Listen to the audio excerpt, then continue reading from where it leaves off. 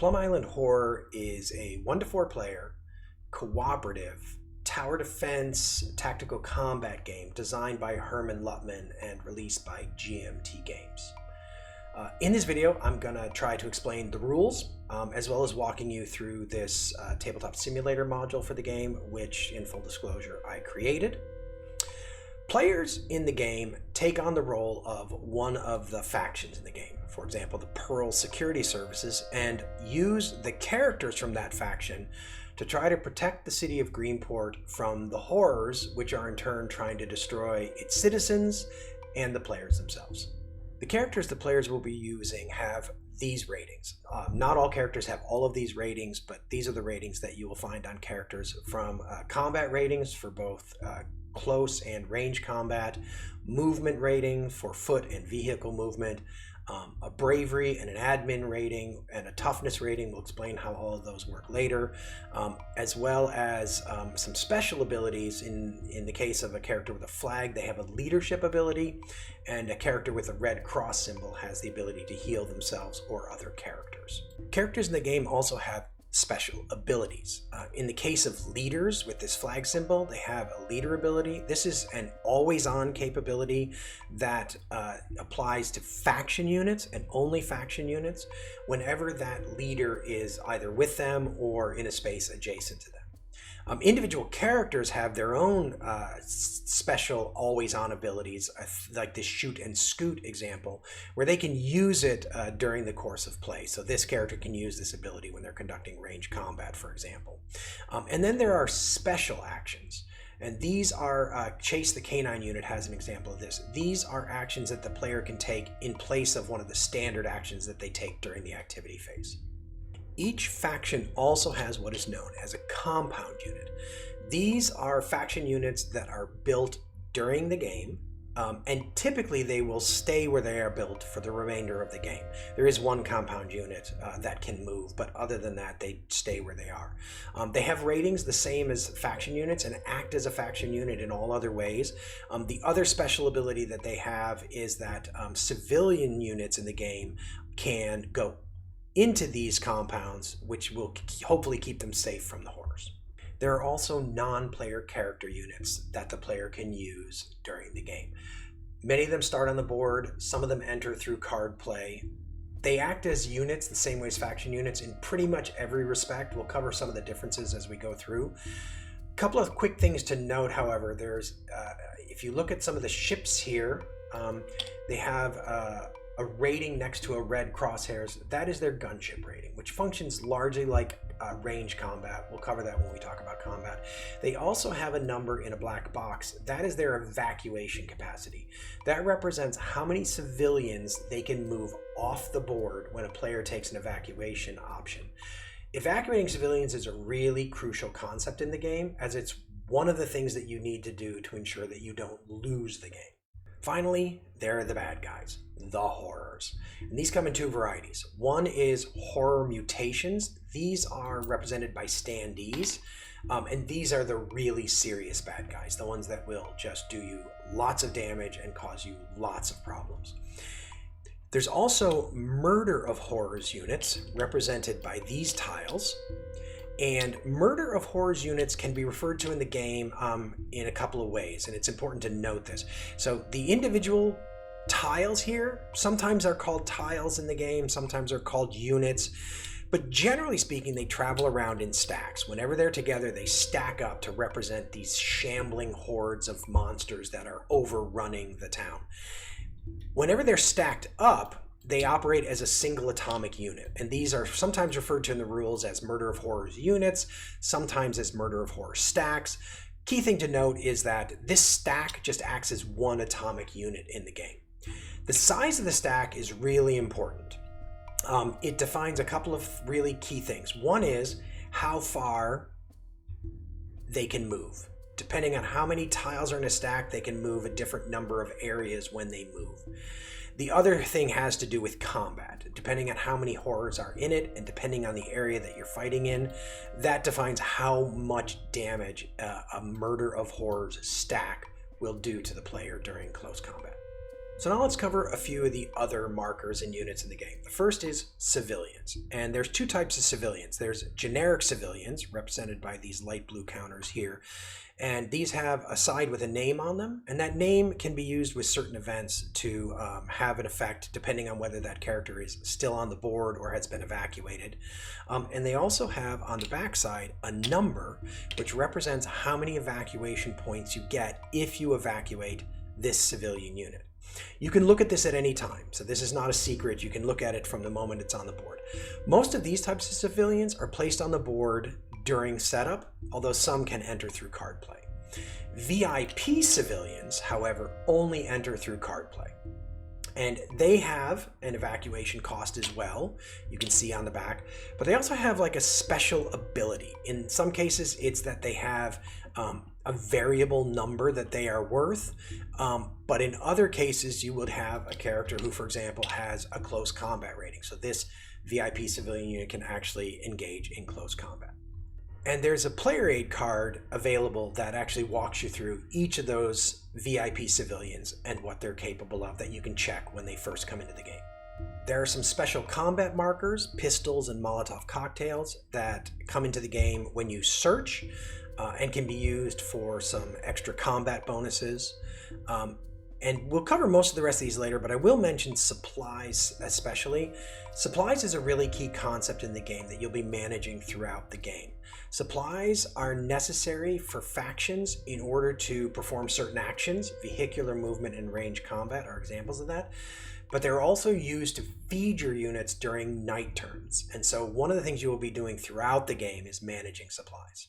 Now let's talk about the map.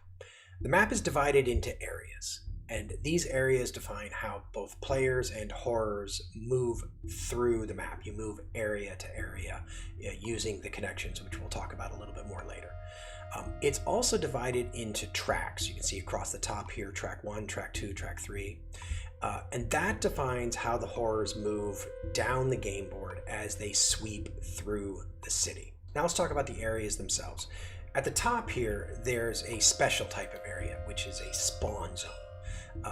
These are areas that the Murders of Horror spawn into before they move on to the game board. The only thing really worth noting about them here is that when Murders of Horrors are in those areas, they can't be affected by the players. Then there's the areas on the game board, and each one has an identifier, 1A, 2A. The number represents what track it's on, and then the letter represents as you go from the top to the bottom of the board, A, B, C. And then each area has a terrain type. These top two areas, 1A and 2A, these are clear terrain. The Venerbred, 1B, this is an urban area, and the Inga Forest, 2B, this is a forest terrain area. Terrain matters mostly for combat. Depending on the terrain area, the horror stacks will do more or less damage to your players during close combat. Now let's talk about connections between areas. One thing to note before I talk about this, I'm going to talk about how these affect horror's movement. Players can use these connections however they want. They can move in either direction and can use them whenever they want. Horrors are a little bit more limited in how they can use connections between areas. Areas are only adjacent when they have a connection, and you can only move between areas if there is a connection. So for example, if you look right here, there's no arrow there. So these two areas are not adjacent, and neither players nor horrors can move between them. As for types of connections, these black arrows and the white circles, these are standard connections. They have the horrors moving down the track. The green circles with the white arrows, these allow the horrors to move laterally. They only come into play during events, but they do mean that the horrors are not necessarily locked onto a track and can only move in one direction with too much predictability. There are bridges, which are represented by connections which have a number. The 1, the 2, and the 3 here, you can see those are bridges. Those represent a special type of connection in that they can get damaged, and then the damage has to be removed before you can actually use that bridge connection. And finally, there are forks. And you can see this as area 3B goes to either 3C or 3D. And when the horrors come up against a fork, they will draw a fate card to get a number, and then they will use that number to decide which direction they go on that fork. Now let's talk about the icons, which appear at the bottom of many areas. Most of these icons define whether or not you can use a specific location action there, and we'll cover location actions later when we cover the activity phase. But so for example, this biohazard icon allows you to do a decontaminate action. This supplies icon allows you to do a forage action, and this binoculars icon allows you to do a search action. The helipad is a more special icon that appears in areas, and it lets you know that you can place helicopters there, and you can use it to evacuate units from the game when they're in a space like that with a helicopter. The other concept to understand is the concept of exhaustion. Depending on cards or the use of location actions, an area will get this exhausted location marker. When that marker is in an area, you cannot use location-specific actions. Finally, let's talk about a few key concepts you have to understand as it relates to areas. And we'll start with the concept of damage. Areas, and indeed bridges, can have damage icons in them. And when they have them, damage icon, an area is what's known as compromised. We'll cover that in a second later. For purposes right now, just know that these damage markers can be removed from areas or bridges using a repair action by your characters, which we'll talk more about later. An area that's compromised, certain actions can't be taken in that area, and an area is compromised when one of three things is true. The first is that it has a damage marker. If it has a damage marker, it's compromised. The second is if there is a murder of horrors unit of any kind in it, it is compromised. So Town Hall is compromised because it has a murder of horrors unit in it. The third is if it has an overrun marker in it. And we'll cover overrun in more detail later. For right now, just know that any area whose identifying number is written in a yellow box is subject to overrun, and overrun is really bad. Overrun is one of the ways that you can lose the game if it occurs too often. And then before we start talking about how to actually play the game, let's just talk about a few of the tracks where you are keeping track of things. The first is the game round track. There are 9 turns in the game. There's really only 2 things to know about this other than that you move the game round marker when you go from round to round. The red number in each round represents how many player actions you can take in that round. So in round 1, you're only allowed 1 player action, whereas in round 3, 4, 5, and 6, and 7, you're allowed 3 player actions. The other is the difference between morning and night turns. Night turns have a couple of special rules, which we'll cover, but the most notable of them is that you run what is called the hunger phase, during which you have to feed your units with supplies. Then you have the biohazard track, and we'll talk about how the biohazard level goes up a little bit later, but the key thing to note here is that you move this along the board, and depending on where it is on this track, if it's on the top row, when you spawn horrors, you spawn 3 tiles per spawn. If it's on the bottom row, 9 or above, you spawn 4 horrors per tile. And finally, if it ever reaches this 17 mark, you lose the game immediately. Overrun, we mentioned overrun earlier, but you also track overrun points as they occur during play. And similarly to biohazard, if it ever reaches this final space, 8+, you lose the game immediately. And finally, there's mandatory evacuation points, where you track. You remember we talked with civilians, they have a value. You track how many civilian points you've evacuated on this track. The key concept here is that when you get to the end of the game, presuming you haven't lost it because of the biohazard or overrun earlier, you have to have reached this 26+ space in order to win the game. If you're anywhere else on this track, you lose the game. So you need to evacuate 26+ points worth of civilians during the game. And finally, we have these cubes. These are biohazard cubes, and these are placed at certain points into the biohazard bag. The yellow ones are placed first, and when you run out of yellow ones, you move on to placing the red ones, and we'll cover in more detail what all that means later. So with all that out of the way, let's talk about how you actually play the game. And this is the sequence of play, and we'll go through this step by step. The first item in the sequence of play is the hunger attrition phase. We're actually going to cover that later. The thing worth noting about it now is it only occurs during night rounds. So what we're going to start with is the activity phase, and this starts by drawing a turn order token. So the first thing you do during the activity phase is you pull a token from the turn order bag randomly. And down here you can see the various tokens that are in the turn order bag. Now I will note that when it comes to faction turn tokens, which ones are in there will depend on which factions you're playing, as well as the number of players that are playing. What I'm showing here is the way it would be set up for a 3-player game.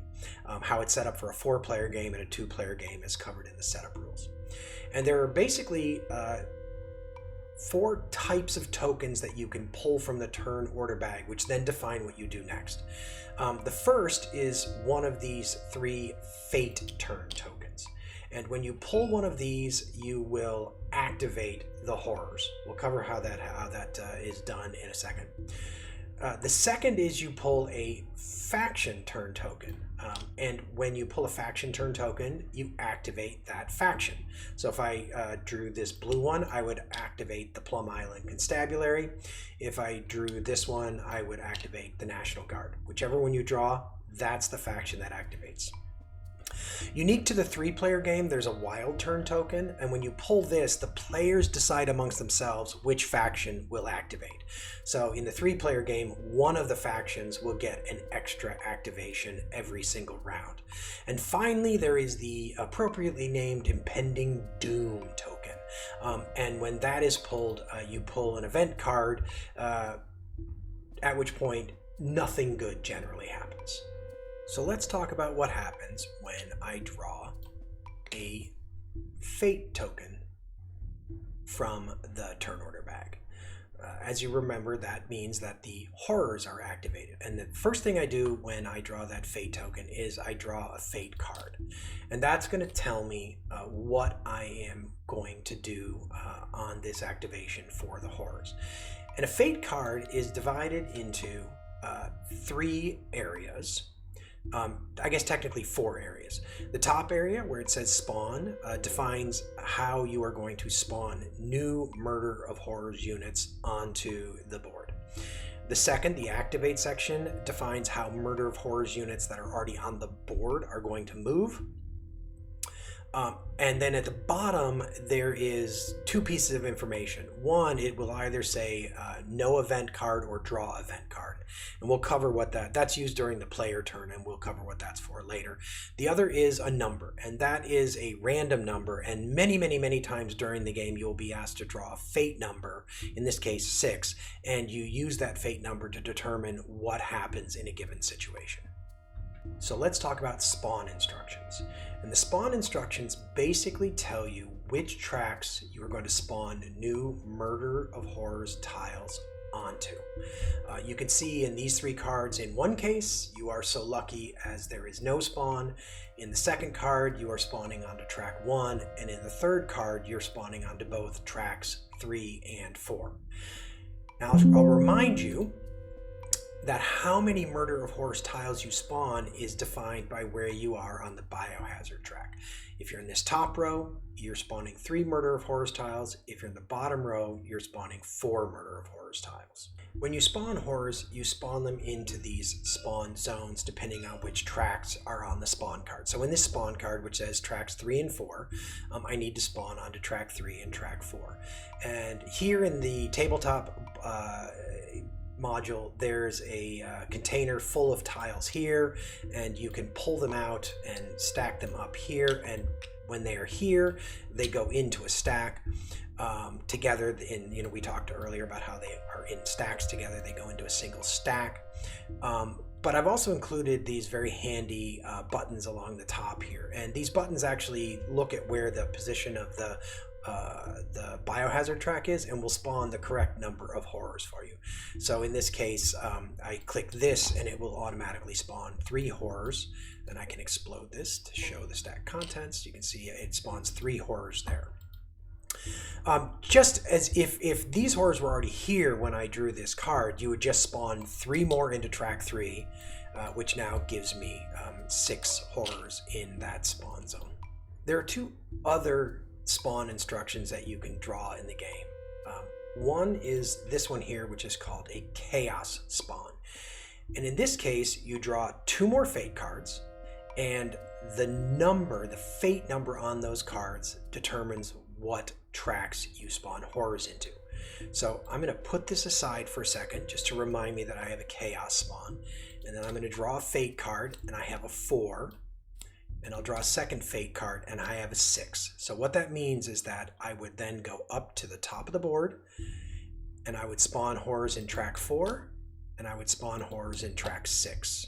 The second special type of spawn instruction you can draw is reanimated. And in this case, once again, I'll put this to the side and I'll draw a new fate card. And that tells me the fate number on that is 1. So that tells me, going back here, that I'm adding 2 tiles to each Murder of Horrors unit or Murder of Horrors stack located on track number 1. So if I go up here and look at track 1, I have 3 tiles here. So I add 2 to the stack in the spawn zone, and it is worth noting that when you do this, you do add them to stacks in the spawn zone as well as on the board. And then down here I have one here, so I will add 2 horrors there as well. Having spawned all of your horrors, you move on to activating the horrors. And there are really 2 types of activations that you'll find in Plum Island Horror. The first one, as you can see here, is where you're just told which track or tracks to activate. So in the first card, the case of the first card, you activate all of the horrors on track 1. In the case of the second card, you activate all of the horrors on track 5 and 6. In the case of the third card, all of the horrors on tracks 4, 5, and 6. The other type of activation you may find is what's known as a surge. And you can see that here. And in a surge, you are going to draw a fate number, and then you will activate that track 2 times. So if I had just drawn this surge card, I would put it to the side again, just to remind me that I have a surge going on. I would draw a fate card, and in this case, I get a 1 for my fate number, so I would activate track 1 2 times. So now let's take a look at what happens if, for example, we were playing this activate card, which has me activating tracks 4, 5, and 6. One thing I want to remind you of is that the number of spaces a Murder of Horrors stack can move depends on how many tiles are in it. It can move either 3, 2, or 1 areas, depending on the number of tiles as shown here, plus 1 area if it's a night round. So we start by activating track 4. And the first thing you do is you activate the horrors unit that is the furthest down the track, which in this case is this unit. Now this unit happens to be stunned, so all that you do with a stunned unit on its turn is remove the stunned marker, and that's its entire movement or activation for that card. This is the next one we move because it's next up on the track. It has 4 units in it, so it has a movement allowance of 2, but in this case it's going to move 1 space, and it's going to stop because of this civilian unit. Horrors units always stop when they encounter an opposing unit. That's a civilian unit of any kind, a faction, or an NPC standee. They don't stop for helicopters and boats. And now because these 2 Murder of Horrors stacks are in the same space, they do what's called amalgamate, and they become 1 even larger stack. So now they are a stack with 7 Murders of Horrors tiles in it. So we're done there. There's going to be combat here because of this civilian unit, but we don't resolve that yet. So we move on to track 5. So here, this is the furthest unit along down this track. And if I check this, pressing 1 on the numpad, I can see that there's 8 objects in this stack, so it has a movement allowance of 1. So it moves 1 space into the Pine Barrens. The next one to move is up here in the spawn zone. It only has 3 units, so its movement allowance is 3, so it's going to move 1, 2, and it does not stop here. It continues moving 3, and it stops here, both because it's run out of movement points and because it encountered this civilian. So just because Murder of Horror stacks pass through each other when moving, they don't amalgamate. They only amalgamate at the end of their movement. And finally, we go to track 6. So over here we have a stack which has 4 units, so it can move 2. Its first move is here, but now you can see it has to make a choice. It has to either go to the left, where Chase is, or to the right, where Moe's Game Store is, and where Moe's Game Store is apparently running an event at Clementine State Penitentiary. So to figure out which direction it goes, we draw a fate card. We have a fate number of 5. Coming back here, we see that this fork is a fate number of 2 to 5, so this Murder of Horror stack uses its second movement point to move into Clementine State Penitentiary, where apparently it's going to disrupt Moe's gaming session with the prisoners. And after we're done with all of that activation and movement, we would conduct combat, but we'll cover combat separately later. Now let me show you an example of a surge activation. So just to remind you, in a surge activation, you draw a fate card. I get a number of 1. So that means I'm going to activate track 1, but I'm going to activate it twice. So if we come up here and look at track 1, once again, we start with the unit, the horrors unit that is furthest down the track, which is this one. But this unit has a stun marker on it. So a unit, when it's stunned, doesn't move. All you do for its movement is remove the stun marker. That's all that happens. The next unit that's going to move is this mutation standee, the Leper Messiahs. It has a movement allowance of 2. You can see it has a movement allowance of 2. So it's going to move 2, but it's going to move here and it's going to stop because, again, it encounters this civilians unit. Now, of course, it doesn't amalgamate because only Murder of Horrors tiles amalgamate into stacks, but it does stop there because of this civilians unit. And then this Murder of Horrors stack here, which has a movement allowance of 3, is going to move 1, 2, and then it's going to stop because of the civilians unit. Because it's ending its movement with another Murder of Horrors stack, it amalgamates into one larger Murder of Horrors stack with 5 objects in this case, or five Murder of Horrors tiles in it. Now we finish the activation of track 1 by conducting combat, and we haven't covered combat yet. I'll spare you the suspense here. Basically, the civilians unit is going to get eliminated. A couple of other things are going to happen, but fundamentally that's eliminated, and now we activate the track a second time. So now we are starting with 2 units in the same space. So in this case, the rules are that the unit with the highest movement allowance goes first. Well, both of these have a movement allowance of 2. So in that case, the standee moves first. So the standee is going to move 1, and now the standee has to make a choice, and it can move to either space number 1. We want a fate number of 1 or 6, it'll move this direction. On a 2 through 5, it'll move this direction. So if we go down here, we draw a fate card, we draw a 1, and so this standee moves here and is now threatening these poor civilians in Cherry Pit Grove. This Murder of Horrors stack moves 1, and it encounters the same choice, and it draws its own fate number. So we're gonna go down here.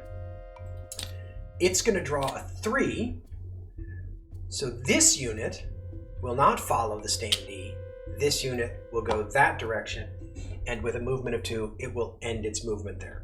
So really important to note that every time you're moving a horrors unit and it comes up against a fork, it draws its own fate number and makes its own decision. So units can split up that way. Finally, I want to cover one very specialized rule relating to Murder of Horrors stacks movement across damaged bridges. So you can see this Murder of Horrors stack is in this zone, and there are 2 bridges here, and let's just say that it drew a fate card of 4, which means it's going to take this fork. But this bridge is damaged.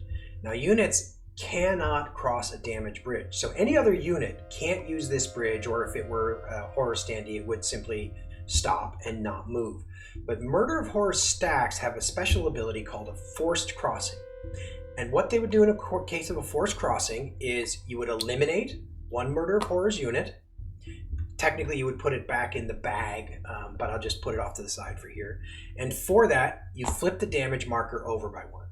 Then it would do it again, and that would remove the damage marker. At that point, the remaining stack, no matter how big it is and no matter how many movement points it ended with, moves into the space and stops. It stops there in any event. If the stack didn't have enough units in it to actually fully repair the bridge, you would simply eliminate as much damage as you can and then stop the movement. This is basically representing the ability of a Murder of Horrors stack to rebuild the bridge using its own bodies. Now you understand what to do when a fate token is drawn. So let's say now you draw the Impending Doom token. This is far easier, but usually much more horrible. And basically what you do is you draw one of these event cards. So we'll draw one here, and this is Mercury in retrograde. And you basically read the card and execute whatever the card tells you to do. In this case, you place this Mercury in retrograde marker in the round, and for the remainder of this round, all helicopter and boat units are treated as if they're disabled and can't be used for evacuation or combat. I'll show you a couple of other cards. In this case, this is a good example. You draw a fate number, and depending on that fate number, the Coast Guard helicopter unit could be removed from the game, or it could just be flipped to its disabled side. In this case, you eliminate civilians because there's a brawl at the docks.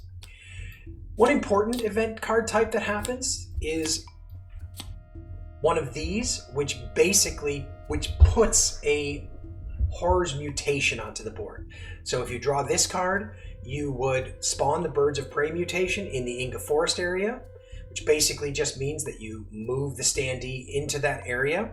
Now at the bottom, one of the things you can see is that it has a condition where if a particular civilian is on the map or evacuated, that mutation unit spawns with 1 hit cube already on it. But the basic rule of thumb here is turn over a card and follow the instructions on the card fully.